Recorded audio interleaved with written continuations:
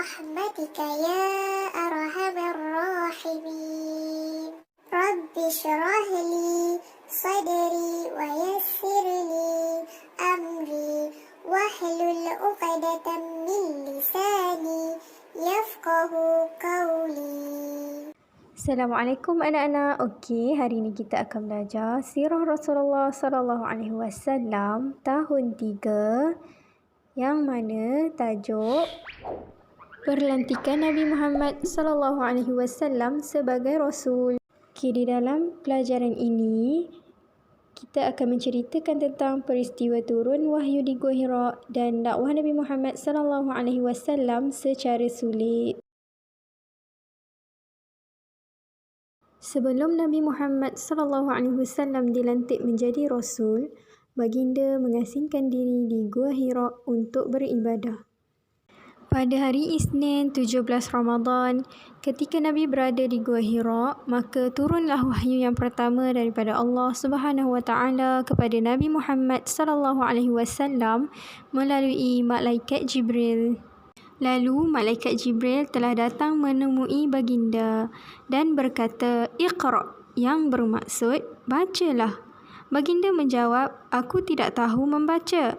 Lalu malaikat Jibril terus memeluk baginda sehingga lemas. Begitulah diulang pelukan sehingga 3 kali. Setelah dilepaskan pelukan pada kali ketiga, barulah malaikat membaca firman Allah Subhanahu Wa Taala yang berbunyi, Bismillahirrahmanirrahim. Iqra bismi rabbikal ladzi khalaq. Khalaqal insana min 'alaq.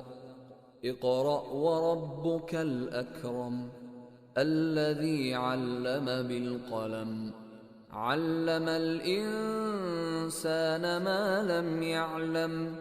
Sebaik sahaja malaikat Jibril alaihissalam berlalu, baginda pun segera pulang ke rumahnya.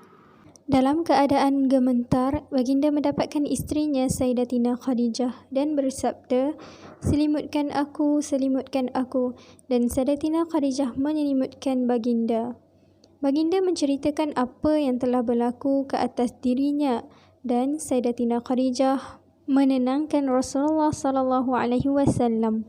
Setelah itu, Sayyidatina Khadijah bersama Nabi Muhammad sallallahu alaihi wasallam pergi menemui Waraqah bin Naufal, iaitu sepupu Sayyidatina Khadijah.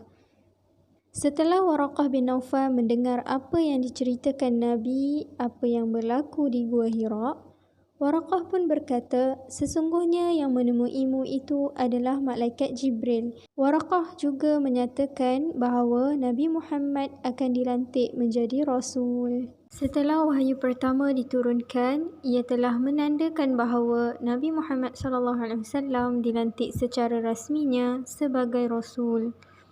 Selepas 40 hari, diturunkan pula wahyu yang kedua, iaitu Surah Al-Mudaththir ayat 1 hingga ke 7 yang berbunyi, Bismillahirrahmanirrahim.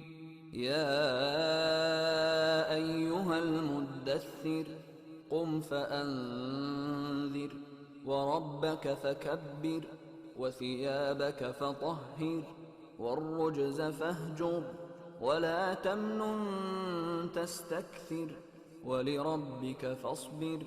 Dengan turunnya ayat ini bermulalah dakwah Rasulullah sallallahu alaihi wasallam kepada orang ramai supaya memeluk Islam.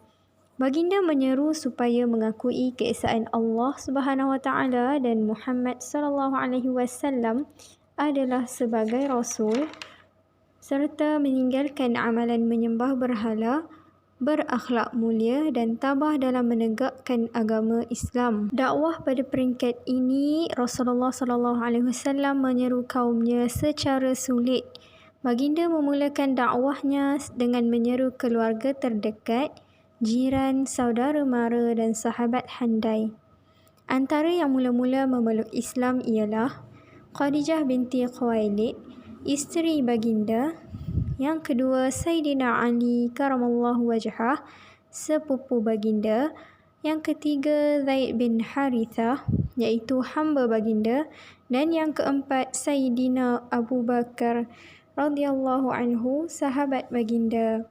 Apabila penganut Islam bertambah ramai, maka agama Islam mula diajar di rumah Al-Arqam. Darul Al-Arqam merupakan pusat penyebaran agama Islam yang pertama. Melalui rumah inilah Rasulullah SAW memperdalamkan fahaman Islam dan mengajar cara-cara beribadah kepada Allah Subhanahu Wa Taala. Hal ini berterusan selama 3 tahun. Okey anak-anak, sampai di sini sahaja kisah pelantikan Nabi Muhammad SAW sebagai Rasul. Dan nanti kita akan sambung tajuk seterusnya.